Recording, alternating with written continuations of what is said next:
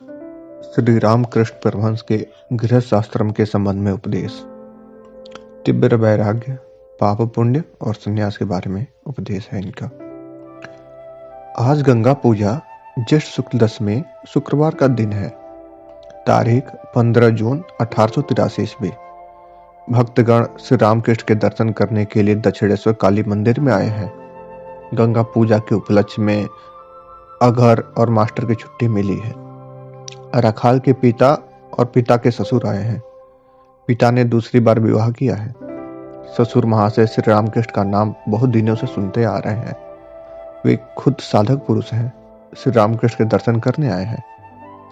श्री रामकृष्ण परमहंस उन्हें रुक रुक कर देख रहे हैं। सारे भक्तगण जमीन पर बैठे हुए हैं। ससुर महाशय ने पूछा कि महाराज, क्या गृहस्थ आश्रम में भगवान का भी लाभ गृहस्थ आश्रम में भी भगवान का लाभ हो सकता है?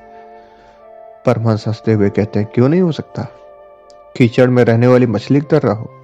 वह कीचड़ में रहती है पर उसके शरीर में कीचड़ नहीं लगता।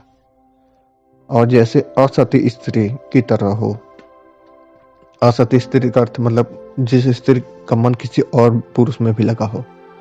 वो कहते हैं कि जैसे वो स्त्री घर का सारा कामकाज तो करती है पर उसका मन अपने दूसरे पति की ओर ही रहता है, ऐसे ही ईश्वर में मन लगाकर गृहस्थी का सब काम करो। परंतु यह बड़ा कठिन है। मैंने ब्रह्म समाज वालों से कहा कि जिस घर में इमली का अचार और पानी का मटका है, यदि उसी घर में सन्निपात का रोगी भी रहे तो बीमारी किस तरह दूर होगी? फिर इमली की याद आते ही उसके मुंह में पानी भर आएगा। पुरुषों के लिए स्त्रियां इमली के अचार की तरह हैं और विषय की तृष्णा तो सदा ही लगी रहती है। यही पानी का मटका है। इस तृष्णा का अंत नहीं हो सकता। जैसे सन्निपात का रोगी कहता है कि मैं एक मटका पानी पीऊंगा। बड़ा कठिन है। संसार में बहुत कठिनाइयां हैं।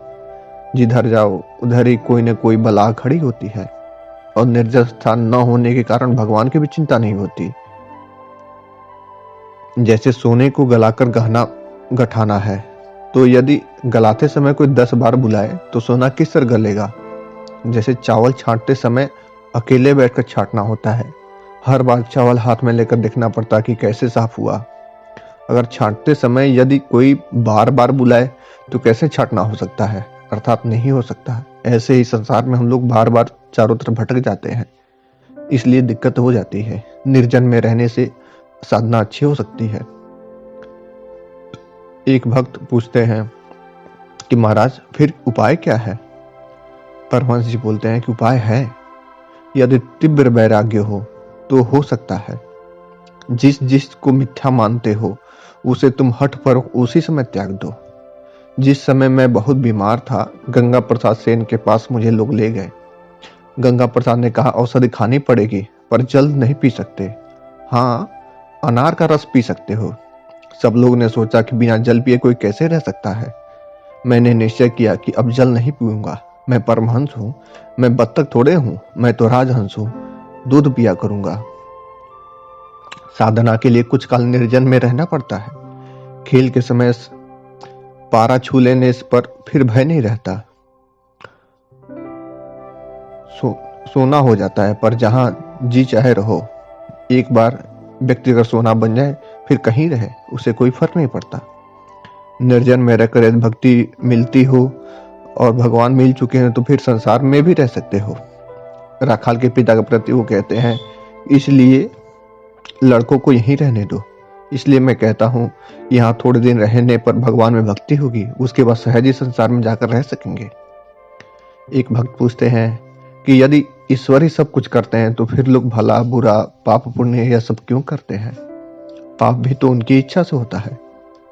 राखाल के पिता के ससुर बोलते हैं, यह उनकी इच्छा है, हम कैसे समझें? परमहंस जी बोलते हैं कि पाप और पुण्य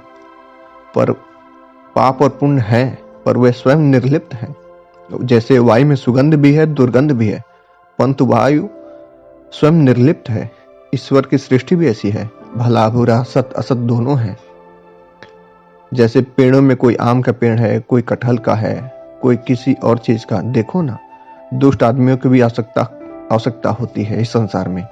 जैसे किसी तालुके में प्रजा उदंड हो जाए तो वहां एक दुष्ट आदमी को भेजना पड़ता है, तब जाकर तालुके का शासन ठीक होता है।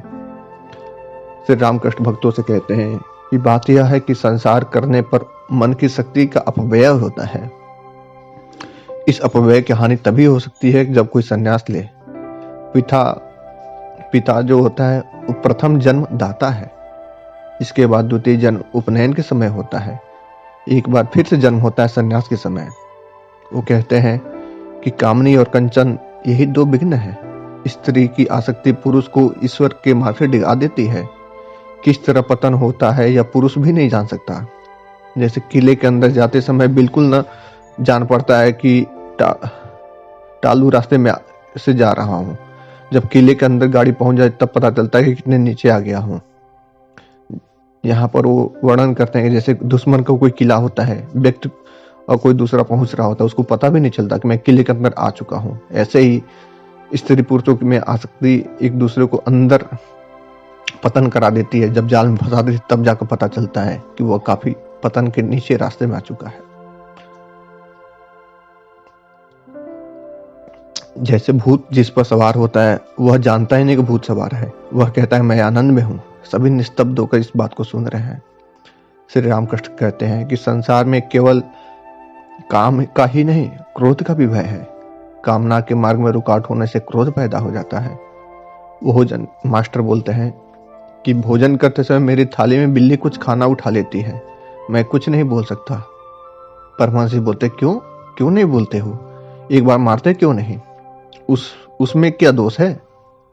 गृहस्थी को फुफकारना चाहिए, गृहस्थी को फुफकारना चाहिए पर विष न उगलना चाहिए। कभी अपने कामों में किसी को हानि नहीं पहुंचाना चाहिए, पर शत्रु के हाथ से बचने के लिए उसे क्रोध का आभास दिखलाना चाहिए, नहीं तो शत्रु आकर उसे हानि पहुंचाएंगे। पर त्यागी पुरुषों के लिए फुफकारने की भी आवश्यकता नहीं। एक भक्त पूछते हैं कि महाराज, संसार में रहकर भगवान को पाना बड़ा कठिन देखता हूँ, कितने आदमी ऐसे हो सकते हैं, शायद कोई भी देखने में ना आए। श्री रामकृष्ण कहते हैं क्यों नहीं होगा, बहुत लोग हुए।